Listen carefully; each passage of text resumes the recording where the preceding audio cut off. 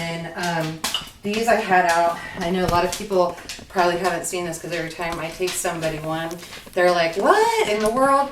This is bacon. And so when I find a really good deal on bacon, or we butcher a hog, then I take that bacon and I can it up. So I don't have to worry about freezer space. We can put all you just water in there. You just water bath that, right? I mean, you can, but I do. Yes, you can. So you guys, listen. I know there are ball jar canners out there and on the cookbook. But I'm telling you right now, everybody does things different. You have to think about when our grandparents, great-grandparents, and so forth, what they had to do, and get out of what everybody tells you. Pressure canners are really nice, and they are great for meat. What it is a time saver, right? The Amish people, they still water bath. They do cold pack, hot pack, I mean, just everything under the sun. Really, if you can get a hold of an Amish cookbook, and I wish mine weren't packed up or I'd show it to you and push it, but I think it's called Canning the Amish Way.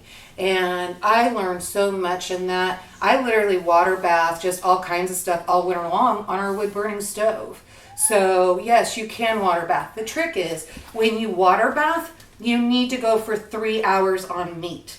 Make sure that the temperature is over 225 degrees.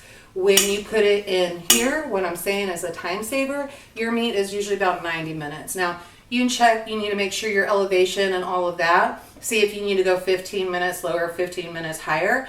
As you experiment with it, you're going to learn, you're going to figure out exactly where you're at. For us, where we're at our elevation, we're at like 999, but I go ahead and I do for over 1,000. So sometimes it works out great. Sometimes sprung a leak.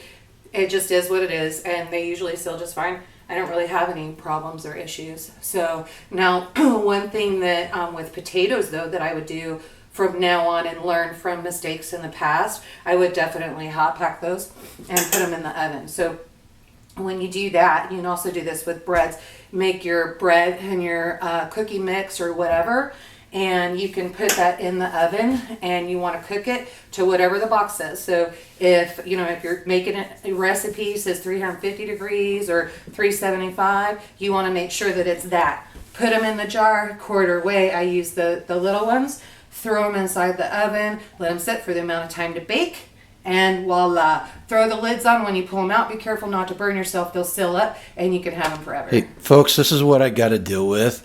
This was supposed to be about tomatoes, and so far we've talking about bacon and bread. Okay, let's check out the freezer. Here's my question. Here's my last question before we go check out the freezer. Yeah.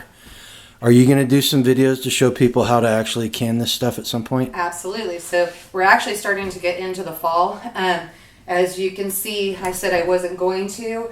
But when I saw those real pretty pumpkins, I grabbed those. So there's also some yellow squash, butternut squash, spaghetti squash, zucchini, and then this big old guy. So I want to take these. I got these in Amish store, Dutch Bakery, in towards Jefferson City, Missouri, down in Tipton. Missouri. And they do really good deals on their produce. So when I see something cool and unusual, G will actually grab one for me so I can get the seeds and grow my own the next year.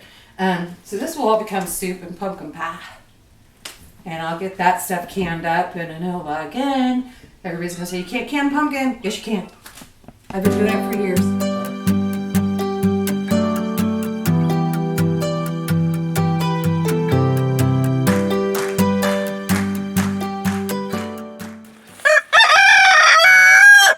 Thanks, Milo.